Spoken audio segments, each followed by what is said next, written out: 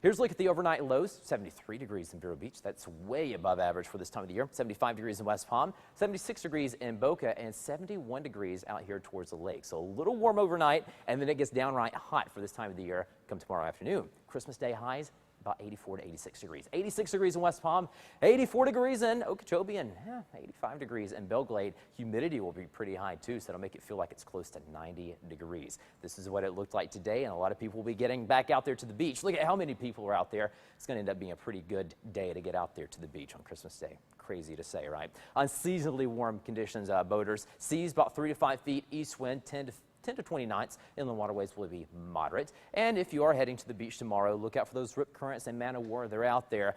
Surf will be waist to chest high, and the rip current threat is very, very high. So here's a look at Santa's, what Santa will be looking at when he comes into South Florida overnight.